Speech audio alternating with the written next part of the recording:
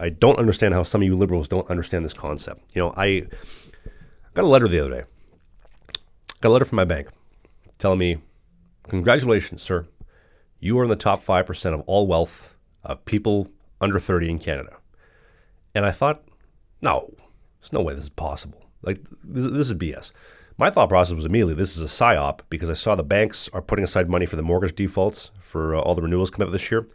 And by sending out a nice little letter saying, hey, you're doing pretty well, keep doing what you're doing, invest a little bit more. It'll probably add some more liquidity to the system and help them maneuver that. So big psyop, whatever. I'm not in the top 5% of wealth. Not rich. I'm definitely not poor. Somewhere in between. I'm just going to carry on. And so dismissed it, carrying on with my day. And then I saw a Stats Canada report that the median Canadian, because the average is kind of skewed by the elites, whatever elites that we do have left in this country. But the median Canadian under 35 years old only has $37,000. And I thought to myself, that is absolutely insane. That is literally the equivalent of if from the age of 18, you put aside $175 every single month and just blew through everything else. You didn't save a single dime after that. $175 a month from 18 to 35, everything else you spent. And I understand that median, a good chunk of that is liberal white women with nothing more than a pile of student debt and handbags to show for. So that does water down the average, but still, that's absolutely insane. There's this gal I dated. This is hilarious. One of her favorite things to do, she loved going to Winners. It's like a discount bargain store, I think, in Canada. I've never bought anything from there. But she would go there. She would buy like 5 lampshades and then bring them home and try them all on, then go return 4. This was like her idea of fun. I always got a kick out of that. Absolutely hilarious. Complete waste of time, waste of money. She always said, I never have any money. Can't figure out why.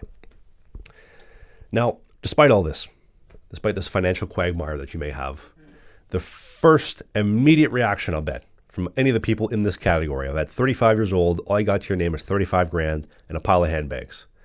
Well, if the government came to save me, things would be a lot better. Oh yeah, you're right. That $300 rebate check for groceries is going to make a real big difference because it didn't cost you more than $300 to get you that check. The money they gave you, they just collected it. The staff that processed it didn't get paid. There's no processing fees. No, they just pulled the money and just gave it to you. Didn't cost you anything more than $300. Of course, there is no such thing as a free lunch. There's a great quote.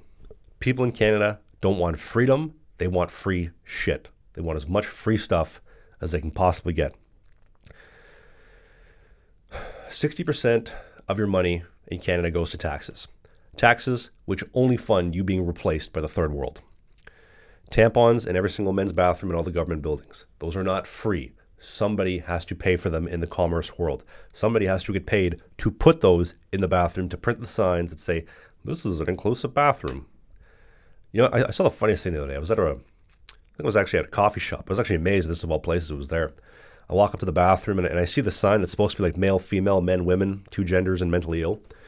And I saw something that looked a little bit different. It wasn't male, female. It wasn't men's, women's. And I thought, oh, God, I just gave my money to another liberal coffee shop. At least my latte will be fire, but whatever.